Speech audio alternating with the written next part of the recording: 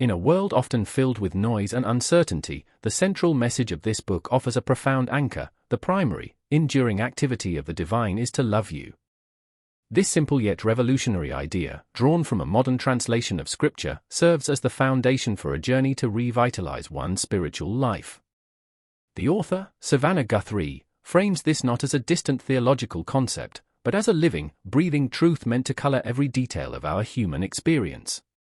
Whether one feels firmly rooted in faith, adrift from it, or somewhere in between, the invitation is to consider how this unconditional love actively shapes our story. The book is structured around 6 essential facets of a vibrant faith, each flowing into the next to create a holistic picture of what it means to live in conscious relationship with the divine. The journey begins with love itself, positing it as the bedrock of everything. This divine love is presented not as a fleeting emotion but as a constant, deliberate choice, a foundational reality more stable than our own shifting feelings. It is compared to the unconditional love a parent has for a child, utterly unaffected by the child's actions or attitudes. Embracing this truth requires a daily decision to remain in that love, much like the active commitment in a marriage. This understanding frees us from layers of shame and self-doubt, inviting us to see ourselves as inherently cherished and, in turn, to become conduits of that same love for others. From this secure base of being loved, we are naturally drawn to explore the concept of divine presence. Presence addresses the human longing to feel connected to something greater. The book uses the powerful analogy of a radio station that is always broadcasting. The signal of the divine is perpetual and unchanging, but we must choose to tune in.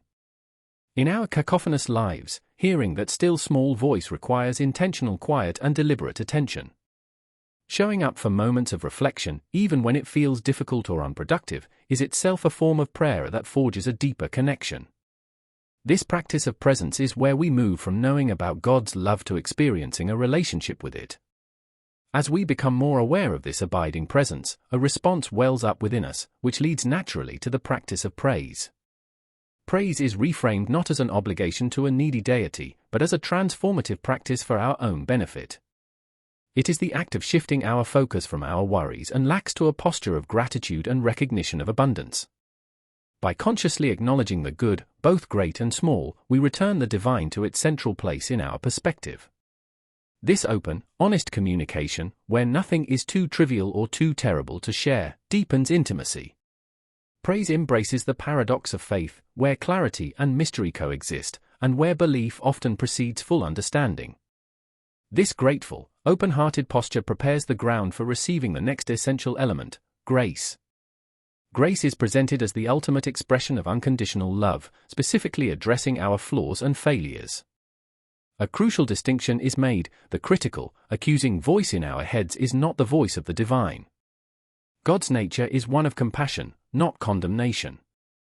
Mercy and forgiveness are offered freely, not as rewards for penance or self-punishment.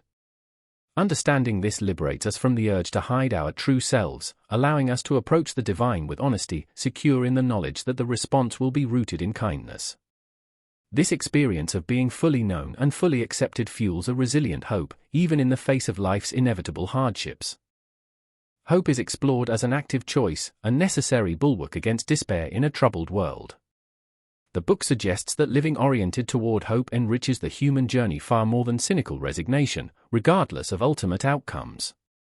Importantly, doubt is not positioned as the enemy of faith but as an intrinsic part of its evolution. A faith that wrestles with questions is a living, growing faith. This hopeful perspective finds its ultimate anchor in the person of Jesus, who connects our temporal struggles with eternal promises, providing comfort as we grapple with life's greatest mysteries. This grounded hope inevitably points us toward a sense of purpose.